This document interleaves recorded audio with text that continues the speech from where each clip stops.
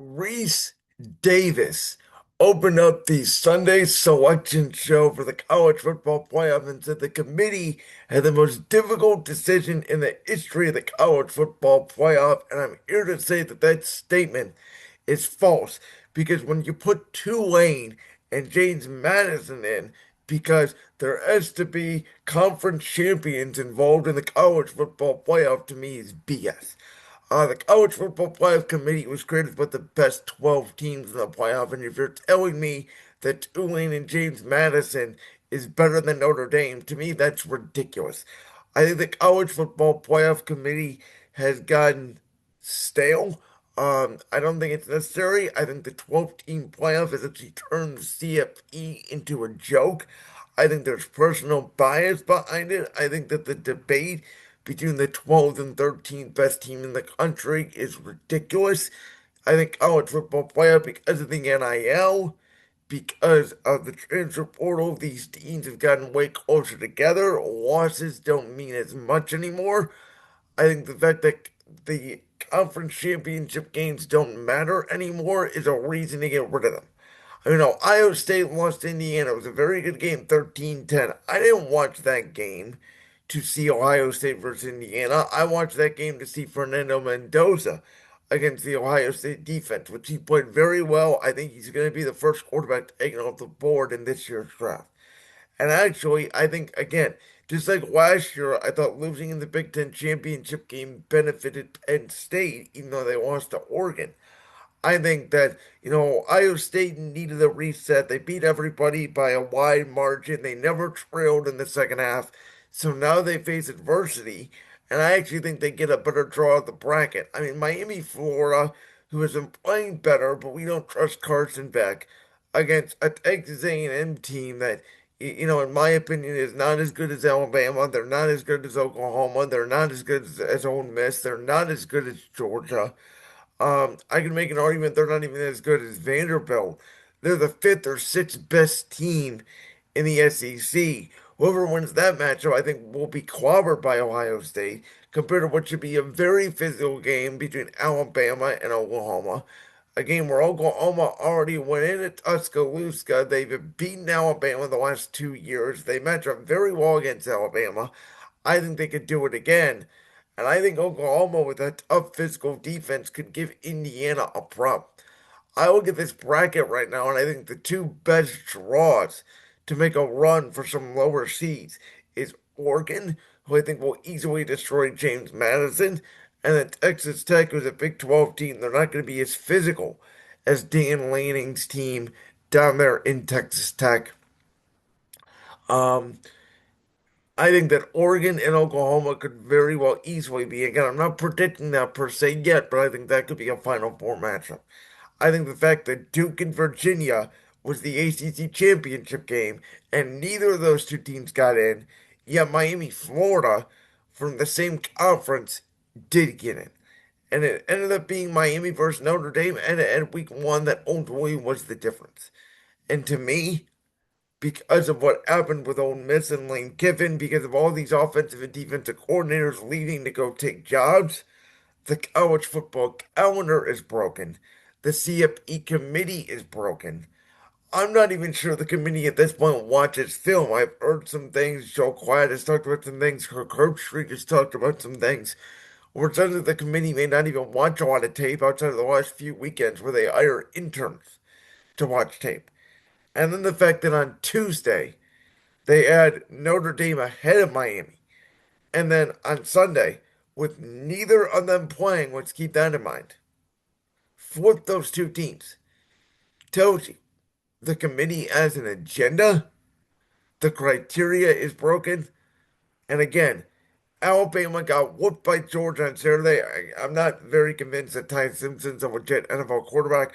Georgia's defense and Kirby Smart is playing red hot. Gunner Stockton's not turning the football over. They're a very physical team.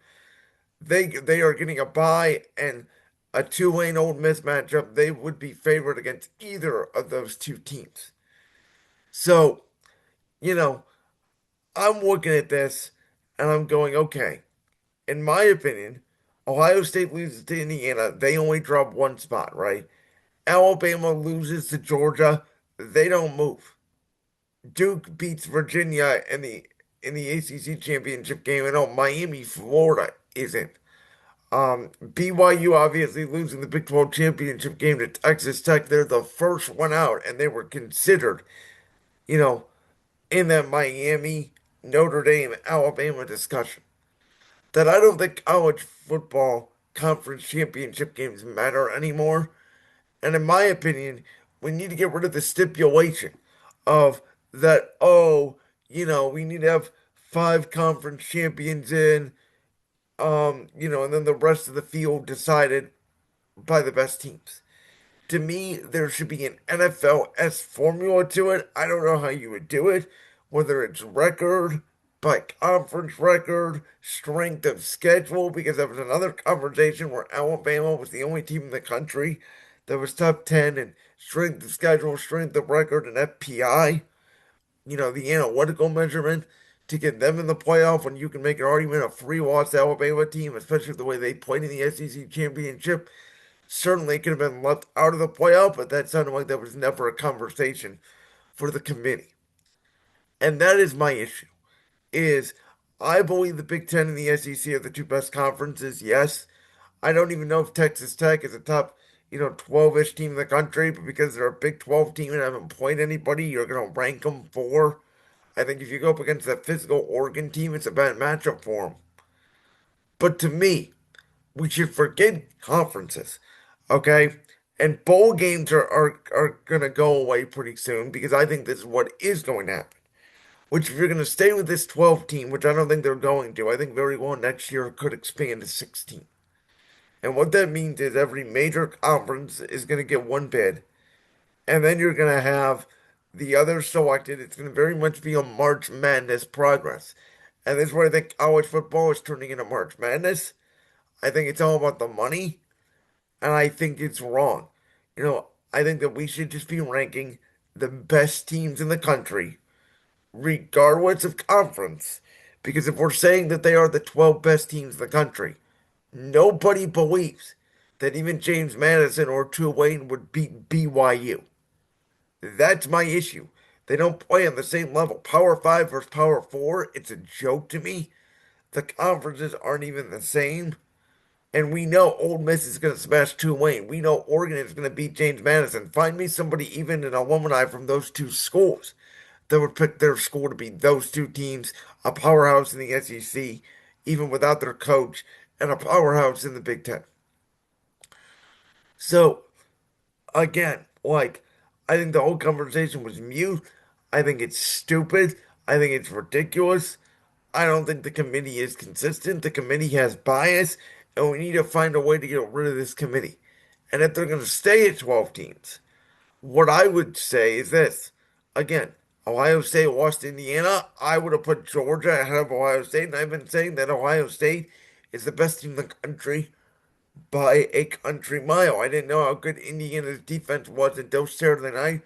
Georgia has came out hot as of late. Their only loss was to Alabama. Yes, it was at home, but I thought based off the thing, the conference championship game should matter. Georgia should have leapfrogged Ohio State, in my opinion. With that being said, I think they need to get rid of the conference championship games. I would have put Miami against BYU, and in this scenario, Notre Dame against Alabama, because you have to have Tulane and James Madison in. And those four games, Miami against BYU, which would have been, basically 11 against 13, and then 10 against 12, in my opinion, Notre Dame and Alabama, the way I would have ranked them. And this weekend into, conference championship games, at least for the big schools, I guess you would say, I would have two playing games. Were those two games, Notre Dame against Alabama, Miami against BYU, the winners, like the 10 versus 13 matchup, the winner would be the 11th seed, and the 11 versus 12 matchup, the winner would be the 12th seed. And that's how I would decide those final two spots. You want them decided on the field. It's very reminiscent from the college basketball March Madness selection where they put in 68 teams and we get it down to 64 by Thursday. You look at this field, we have three Big Ten teams in Ohio State, Indiana, and Oregon. We have one, two, three, four, five teams from the SEC in Georgia, Texas A&M, Ole Miss, Oklahoma, Alabama. So that's eight squads right there. Obviously, you have Tulane and James Madison as the other power conference championships. And then you have the ACC with Miami, Florida, and the Big 12 with Texas Tech. So five from the SEC shows you the committee still loves the SEC, even though I still think the Big 10 is the best conference in college football. I think we're going to get some good games in the CFP. I'm not denying that. But I think the whole selection show and the process right now is flawed. It's dumb. It's ridiculous. 4 hours of argument on television that really means nothing. And the whole structure needs to be changed. Like that clip from the Brandsworth podcast? If so, make sure you go down there and hit that subscribe button. While you're down there hitting the subscribe button, make sure to also hit the notification bell so you never miss another upload. And make sure you check out all the other clips from the Brandsworth podcast right here on YouTube.